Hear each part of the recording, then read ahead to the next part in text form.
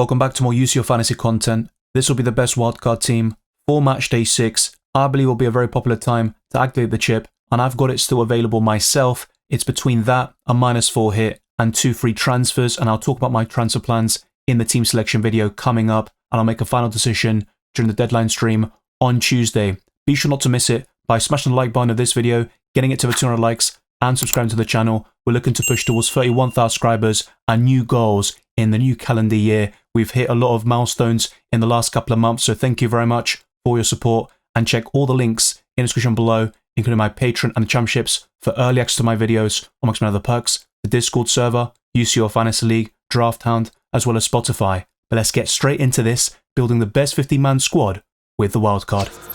My squad value is 101 million, and some of you might have even more money at your disposal, and others will have even less. So as we discuss this team, I'll also highlight alternative picks at cheaper and more expensive price points to really determine the pool of players you should be looking at between match day 6 to 8. I wouldn't look too much into goalkeeper rotation and then playing on different days, because in match day 8, everybody plays at the same time, and you might have 2 goalkeepers who play on different days in match day 6, but not necessarily in match day 7. So I don't think that should be too important, and I wouldn't like to invest too much money in that position. But let's start off with the goalkeepers and then work our way up to the more important positions. Arsenal haven't kept a clean sheet in the last 8 away matches across all competitions, but luckily enough, they've got back-to-back home games in the Champions League, and I think David Raya can keep a clean sheet despite all the injuries that Arsenal have at the back, which includes Gabriel, who might miss match day 6 against Monaco, Calafiori, Zinchenko, Tomiyasu, and several others are injured, so Arsenal are playing a bit of a makeshift back four, which we saw against Fulham, Kiwior alongside Saliba, and he also started against Manchester United, and also Timber as the left back, and I do think he plays even better when deployed on the right-hand side. So Thomas Partey is sometimes shifting as the right back, and we saw that last season. It simply doesn't work, and Arsenal could be got at in some of these matches, and Monaco have scored a lot of goals despite the recent frailties at the back themselves. But David Raya remains one of the best goalkeepers in UCL Fantasy. You may want to go for Mañana instead if you want a premium goalkeeper, and the other to consider is Oblak, but he faces Bayer Leverkusen in match day 7. Now the backup is going to be a very cheap option in Franco Israel, but he hasn't started the last couple of games in the Portuguese league, and Sporting have lost 3 consecutive games across all competitions, and it all started with that 5-1 defeat at home against Arsenal, and Ruben Amorim has left the club. He's struggling at Man United right now, and Sporting are also struggling in his absence. It was a match made in heaven so far this season. They were destroying the Portuguese league, and now they're struggling in that division. Let's see if they can get back on track in the Champions League though, against Club Brugge away, and their fixtures, generally speaking, are quite positive in UCL Fantasy. I still think Franco Israel will start, but we might get updates and quotes from the manager kind of indicating otherwise, and if that's the case, you may want to go for Walter Benitez as an alternative option, or go for a different budget goalkeeper altogether. It has been a while since I've mentioned an Atletico Madrid defender in one of my UCL Fantasy Limitless or Wildcard videos, but I think Jimenez deserves a mention. He's the highest scoring Atleti defender so far in this new campaign, and I also think Atletico Madrid are in brilliant form, and with 2 of the next 3 fixtures looking very promising in the Champions League, it's a great time to invest with a Jimenez at the back, maybe Oblak in goal, and you've got some good options up front, which I'll discuss later in this video. But Jimenez might be the best of a relatively bad bunch in terms of nothing too appealing with the defensive line. Molina, when he's fit, tends to be the most exciting with the attacking potential, mainly for assists, and he can get ball recoveries, so that could be one to monitor. But right now, Jimenez can get you some ball recovery points, although not as many as he used to do back in the day. And Atletico Madrid aren't as solid defensively as they once were. In the last couple of years, I think they've been more of an attacking side, scoring a lot of goals, but also leaking some chances at the back. Next up, though, is going to be Kim Min-jae, and Bayern Munich have kept so many clean sheets since that 4-1 defeat against Barcelona earlier in the season, but they did concede twice at the weekend in a 4-2 win, and Kim Min-jae scored the only goal in that 1-0 victory against Paris Saint-Germain in match day 5, getting 17 points in the process with so many ball recovery points and the Player of the Match award. Kim Min-jae is one of the most underrated defenders in UCL Fantasy. I had him last season and he did very well in the group stages, but then fell off massively in the knockouts, and hopefully that doesn't happen this time round. But next up is going to be Virgil van Dijk. I think it's worth going for one Liverpool defender. They didn't play against Everton over the weekend due to adverse weather conditions, so the game was postponed, and that should go into Game Week 25 or 33 in FPL, most likely in Game Week 25 as discussed in my recent streams. But in UCL Fantasy, I think Liverpool will still go quite strong for now. This could be an issue though in matchday 7 or 8, especially if some key players for Liverpool return from injury and they have more options at their disposal so they can rotate and focus on the Premier League where they have a commanding lead over the likes of Chelsea, Arsenal and Manchester City. Speaking of which though, I'm still going to go for an Arsenal defender and double up on that defensive line with Jurrien Timber, who only cost 4.4 million in this game. I struggle to find a better option on paper at this price and below. He can get ball recovery points when he plays on the right hand side. He's also got a lot of attacking potential and he's got a decent cross on him. So Jurrien Timber might be the best way of covering Arsenal defensively, especially if Gabriel is out injured. But Saliba has scored in back-to-back games against Fulham and Manchester United, so he might be worth investment. And I've got him myself in my own setup right now. If I do wildcard though, I may go to Jurrien Timber instead. But let's round off this defensive line with another very enticing option, but he hasn't really shown it in UCL Fantasy this season. But Theo Hernandez has 3 excellent fixtures on paper, including a home game against Red Star Belgrade. And if you don't go for him to cover AC Milan defensively, you may want to go for Maignan in goal. Now, I've always said this. For me, Pulisic is by far the best UCL Fantasy asset that AC Milan have to offer, but he picked up an injury against Atalanta and he's going to miss matchday 6 as a result. So unfortunately, the next best options lie in the defensive line with Theo Hernandez and Maignan in goal. Over the next 3 match days, Barcelona have some tough opponents such as Atalanta at home, Borussia Dortmund and Benfica away. They aren't going to be easy games. They'll still be the favourites to win those matches, but there could be some drop points and some shocking results there as well. But Rafinha is still the best Barcelona asset alongside Robert Lewandowski, and they're the 2 I'd still recommend in UCL Fantasy. At the back, Jules Koundé is the only one I'd consider because of ball recovery points and the odd assist. But apart from that, even Yamal, I probably wouldn't go for him. But it's big news for Barcelona that he's back from injury because he makes them tick. And it also means Rafinha can play more of an offensive role and not kind of hog all the creative duties. I think Yamal can share that burden and really help Rafinha to be free-flowing and link up with Lewandowski and get those goals on a very consistent basis. I'm also going to go for a budget midfielder here in Kun from Celtic, but you might also want to consider Milambo, who faces Bayern Munich in matchday 7, but matchday 6 and 8 look quite good for Feyenoord, and Milambo plays as the attacking midfielder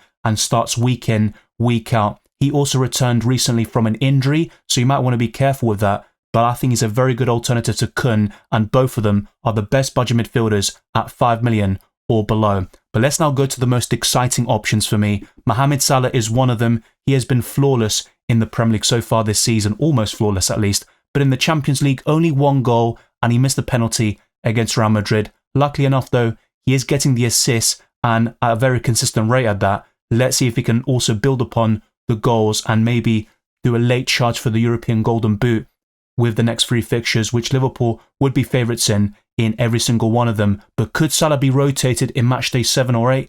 That is possible. So this might be a risky pick, but if Liverpool drop points against Girona in matchday 6, then maybe the incentive will be there to still go strong in the Champions League and thus making Salah more of a long-term option during the league phase. Let's now finish off this midfield line with one of the best assets in UCL Fantasy, but Bukayo Saka for me is still a great option. He produced some massive hauls recently against Nottingham Forest, Sporting and West Ham, but he has gone quiet against the likes of Man United and Fulham. He had a goal very, very late on in that game, ruled off for an offside, which was a big shame for Arsenal, but I think Saka will still tick along very nicely and get very consistent returns and create many big chances. He's more of an assister than a goal scorer, but he can do both. And last season, he produced so many double-digit hauls in the Champions League, mainly in the group stages, but I think some of these fixtures are really appealing, like Monaco and Dinamo Zagreb at home. But let's now finish things off with another very enticing option who has been brilliant in the last 2 match days with double-digit hauls, and that's going to be Tillman, who has decent fixtures overall, but he does face Liverpool, unfortunately. That's the only downside to Tillman and all these PSV assets. Apart from that, I think they're worth investment. Something similar could be said about Jonathan David and Lille assets, who also face Liverpool as well, because the other 2 fixtures look very promising, and with the form Tillman is in the Champions League, I think he's one of the best differentials in the midfield. Just like with the Limitless video, I'm going to go for a different looking forward line to what you're used to in the previous wildcard editions. Julian Alvarez makes the team, with Atletico Madrid in brilliant form, having good fixtures overall, and Alvarez being at the spearhead of that attack, I think is a very good acquisition, offering great value at 8 million. He can sometimes be disappointing in front of goal, but I think he has a lot going in his favour right now, and Man City will be regretting that sale despite getting 80 million for him. Griezmann was a big disappointment in Matchday 5, following that benching in the 4-0 win over Sparta Prague, but Alvarez was the star of the show, and he could do the same thing here against Bratislava with a great home fixture, and I really think Atletico Madrid can get another big scoreline under their belt. And the same goes for one of the best strikers in world football. Viktor Gyökeres has still been scoring despite Sporting dropping points and losing matches ever since Ruben Amorim has left the club, but Club Brugge away is a great fixture. It can be a banana skin, as Aston Villa found out there in Belgium, but Gyökeres can still get that goal and the Player of the Match award very easily, and against Man City he absolutely demolished them, and he's got that capability of scoring 2, 3, possibly even 4 goals in a single match, and I think he can do it once again in the Champions League before we get into the knockout stages in a couple of months' time. And finally, he might be red flagged in UCL Fantasy at the moment, but he is back. He is actually included in the squad to travel to Atalanta. I'm going to go for Vinicius Jr. with Harry Kane missing Matchday 6. It looks like he'll be available next weekend or for the match afterwards in the Bundesliga. But Shakhtar Donetsk comes a bit too soon for Harry Kane. Yeah, Vinicius Jr. could start against Atalanta. It's a tough match on paper, and Vinicius Jr.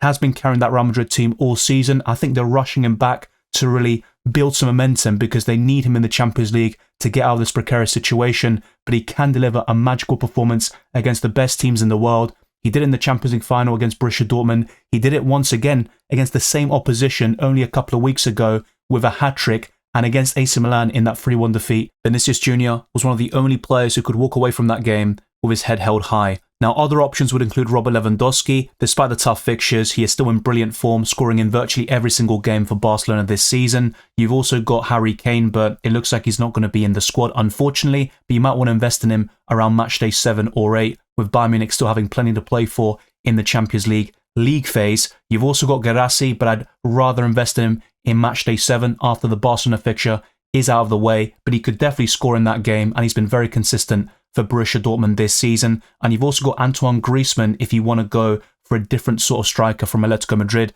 maybe even a double up, although I'm not too keen on that. And if anything, I'd rather go for Oblak in goal and then Jimenez at the back. But there are so many different choices. Even Kai Havertz could be a decent punt, but he hasn't been in great form overall, and this season his levels and performances have dropped, unfortunately. But you do have so many different choices from some of the best teams across Europe, and if Vinicius Jr.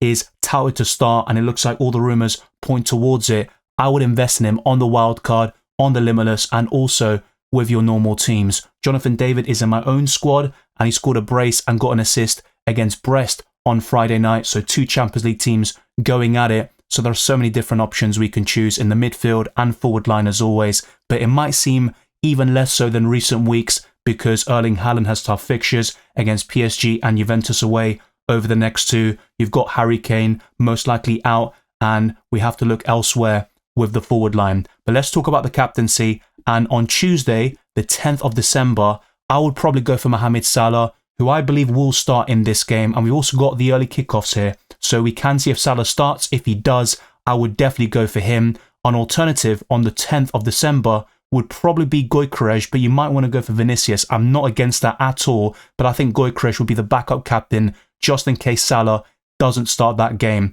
And on the 11th of December, on the Wednesday, I would go for Bukayo Saka, but you can take a nice punt on Julian Alvarez, and Rafinha can do it against any team in the world, both home or away. But that's the way I'd rank the captaincy with this 50-man squad. Salah first and Gyökeres second on the Tuesday, and then Saka first and Alvarez second on the Wednesday. Let me know your thoughts down in the comment section below. How does this team compare to the best limitless squad? And what are you doing this week? Are you playing a chip, taking a hit, or making normal transfers? And I'm going to talk about all of this in my own team selection coming up.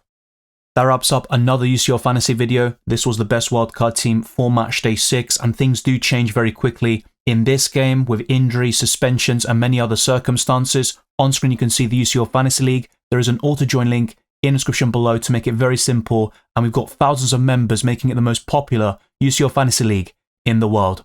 Thank you very much for watching this video and listening to this podcast. If you enjoyed it or found it useful, then be sure to smash the like button and subscribe for new. Our aim is to get this to a 200 likes and to keep on pushing towards 31,000 subscribers and beyond. Follow me on Twitter and Instagram, DylanRCM, and check all the links in the description below for my Patreon and the championships for early access to my videos, amongst many other perks, the Discord server, UCL Fantasy League, Draft Hound, as well as Spotify. Leave a 5-star review on my podcast. It goes a long way to support my channel. I wish you all the best of luck for Matchday 6 and the rest of the season, and I'll see you next time.